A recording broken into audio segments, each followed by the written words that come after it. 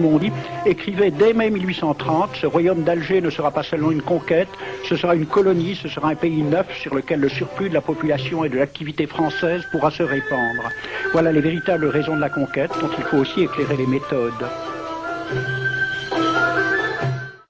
Alors j'ai pris des documents à la Bibliothèque nationale à Paris, des témoignages des conquérants de l'époque, des conquérants français. D'abord, des extraits du bréviaire que l'on avait remis aux officiers et soldats qui s'en allaient en Afrique. Cela s'appelait « Aperçu historique, statistique et topographique sur l'état d'Alger ». Voici quelques-uns de ces extraits. Ces contrées sont des terres vacantes, abandonnées aux mauvaises herbes par la paresse et l'indolence des morts. Les femmes du pays sont livrées par la paresse des Arabes, qui passent toute leur vie à fumer, à la turpitude de mœurs extrêmement relâchées. Elles n'ont pas de religion. Beaucoup doutent qu'elles aient une âme immortelle et croient qu'elles ne sont faites que pour la reproduction. Le climat aidant, les femmes sont nécessairement disposées au plaisir. Alors, allez-y, des terres vacantes et des femmes consentantes qui n'attendent que les soldats français. Et puis, à côté, j'ai vu d'autres documents qui marquent l'étonnement des officiers français qui débarquaient en Afrique.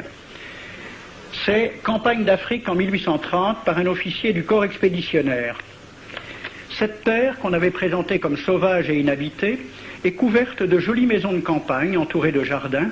Toutes sont bâties sur des hauteurs dont les mouvements onduleux contrastent tout à fait avec l'aridité des côtes de Provence. La végétation y est superbe et partout des sources et des courants d'eau fécondent la terre. Les fruits y sont en abondance. Un grand nombre d'aqueducs amènent les eaux jusqu'à la capitale. Et le maréchal Bugeaud lui-même. J'ai reconnu que l'Algérie produit beaucoup de grains, une immense quantité de bétail. L'immensité des terrains ensemencés atteste l'existence d'une population beaucoup plus nombreuse qu'on ne le pensait. Le commandant Claude-Antoine Rosé, dans Voyage dans la Régence d'Alger en 1833. Presque tous les hommes savent lire et compter. En France, on compte à l'époque 40% d'analphabètes. Ainsi, les soldats qui débarquent sont en général moins instruits que les sauvages qu'ils viennent civiliser.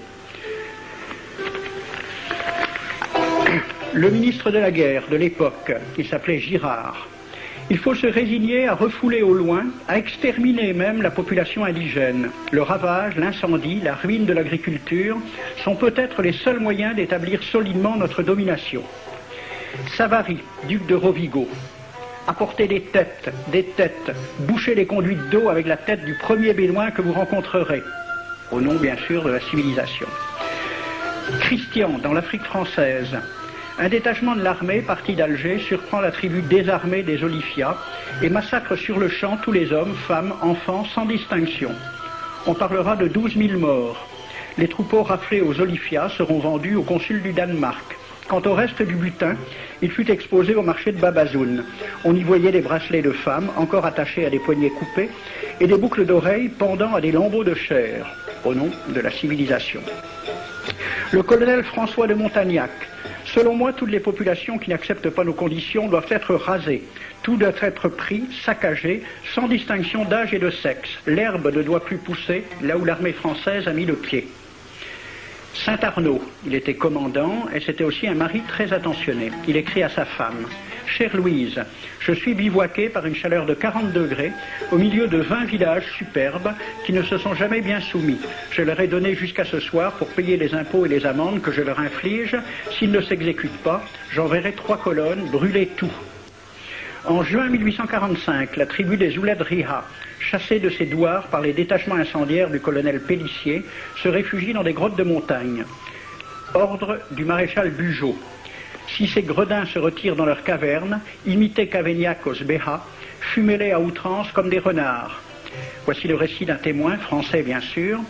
Voir au milieu de la nuit, à la faveur de la lune, un corps de troupes françaises occupé à entretenir un feu infernal. Entendre les sourds gémissements des hommes, des femmes, des enfants et des animaux, le craquement des rochers calcinés s'écroulant. Le matin, quand on chercha à dégager l'entrée des cavernes, gisaient des bœufs, des ânes, des moutons.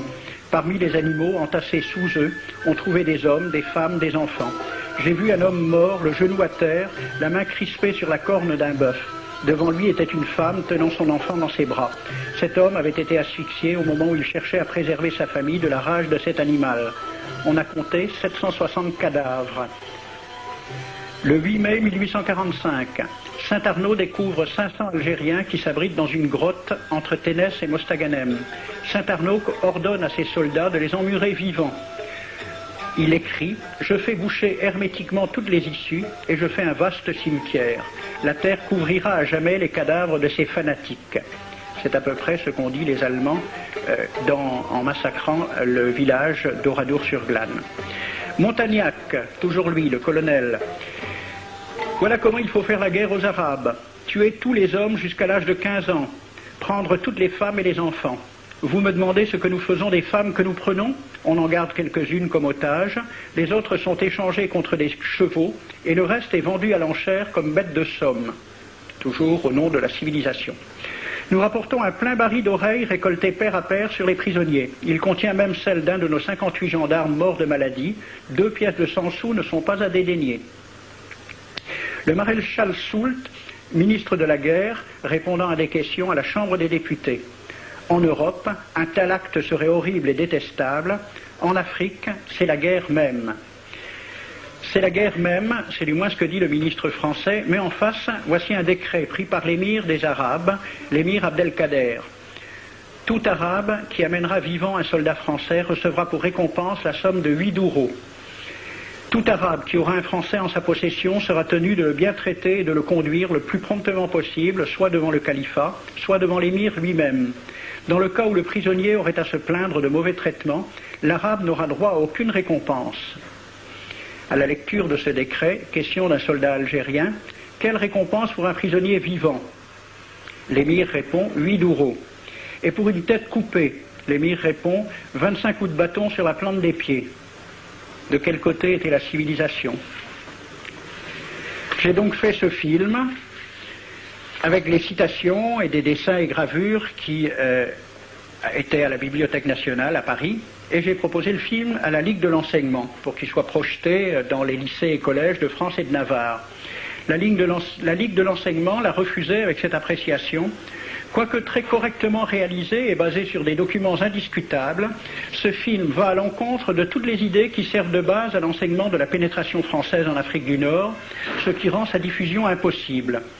C'était reconnaître que l'enseignement n'avait pas pour but l'éducation, c'est-à-dire l'ouverture vers la réalité, mais l'endoctrinement au service d'une idée politique, ici le colonialisme.